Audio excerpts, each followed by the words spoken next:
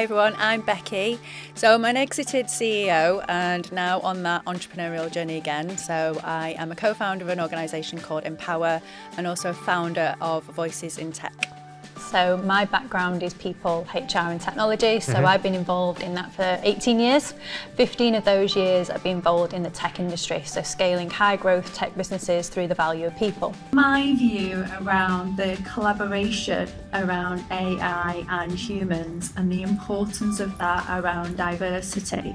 Even though it's called AI, it's made by people, it's built by people, it's deployed by people. So it matters who those people are, whether they're bringing a wide range of perspective and experiences to their work. You've got to look at different ways of wanting to attract and hire that diverse talent, and I can really promise you how amazing is Hummer to sit there and talk about her experience and all the experience she's got and to also share that with her. Wouldn't you want somebody like that within your engineering team? So I'm a mum of 2 young children and before 9 o'clock in the morning I've probably mediated, I've negotiated, I've time managed, I've project managed just by getting 2 young children out the door before 9 o'clock. And being a new parent yourself and parent myself, you understand in terms of all those wealth of transferable skills that you've now acquired. This is a very good point. I do believe that. So I think you do get lots of different strengths and skills that you wouldn't have had before taking a break, and it shouldn't be seen as a weakness. 8 years ago, I left to have a short-term career break and have my first child, Ethan.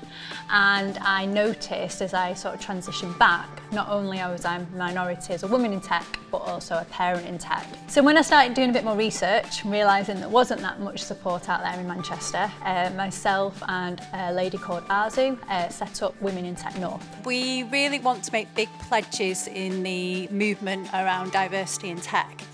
And I myself worked for startup, scale-up tech industries and found learning and development very inaccessible. All the conferences scaled from like £200 to £1,000 to a 10. They weren't necessarily commutable for me. I was based in Manchester. So I pledged to make conferences basically more accessible to people. So since then, we've been on a mission to provide things like free childcare on site, low ticket prices. Like I said, it's non-for-profit, but we really want to reframe the narrative around women in tech and talk about the amazing role models and male allies that we've got in the industry. I really wanted to do something for the female founders community because in all honesty, I've been a female founder, for the best part of 8 years. I really didn't have a community in that respect. I felt quite alone within that. It was so important for me and also Natalie to bring everybody together. So that's what we're sort of wanting to create as of today, creating a community of women founders that can basically learn, develop and network with each other. The prize for the tech section goes to Beckie Taylor. Well done, Beckie.